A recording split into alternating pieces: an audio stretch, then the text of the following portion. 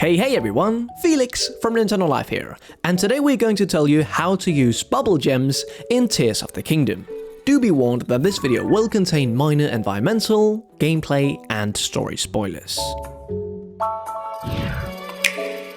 So, you've woken up on the Great Sky Island, battled some constructs, forgot that you didn't have your paraglider, and suddenly you stand before a cave. You of course go right in, and already you start to note all the differences. There's new plants to pick up, the soundscape is much more echoey, giving it a whole other vibe than the outside world, and holy mother of God, what is that?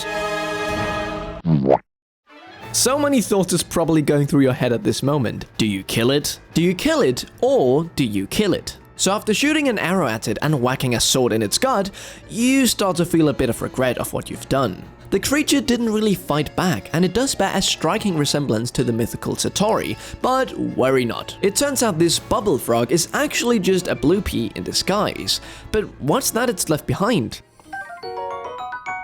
A bubble gem? Huh. The game doesn't really tell you what to do with these, but they are stored in the key items menu, so they must be important, right?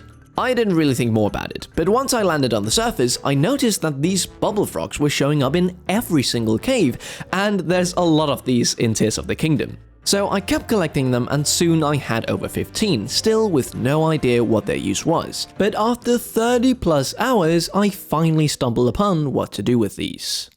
Head to the woodland stable located to the east of the Hyrule Castle. There's loads of stuff to do here, but you need to ignore that for now, since what you're looking for is this familiar air balloon behind the stable by this pond. This is where you find out what to do with the bubble gems, so if you want to figure the rest out on your own, I suggest that you click off the video now.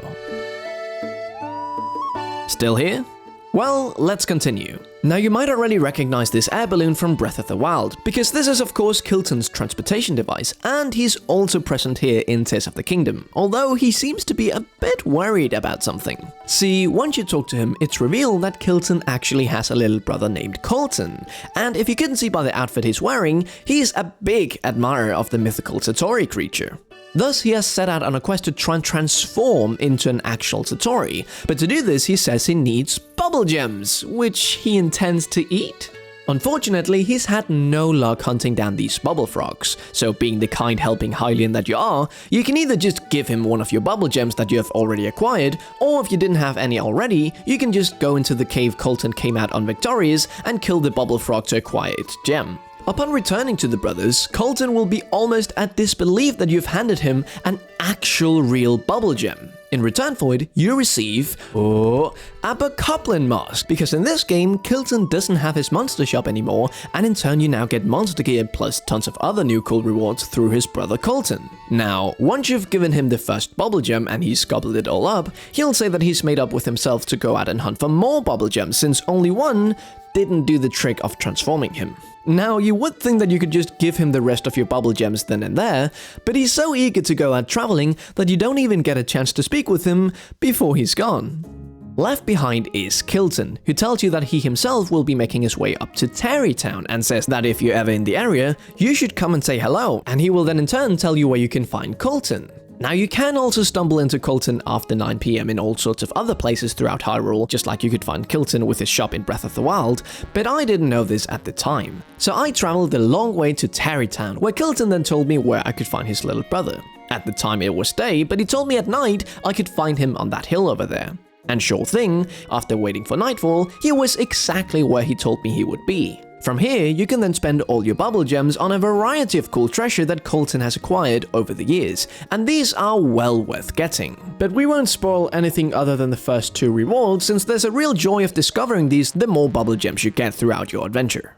What we will tell you though is a method of scouting out as many caves and thus bubble gems as possible. For this you need to head to a cherry tree. Now there's not a lot of these around Hyrule, but at the outskirts stable you can find a picture of all their locations. Once you've made your way to one of these pink trees, you must then make an offering, which is just a piece of fruit, and then the Satori itself will appear.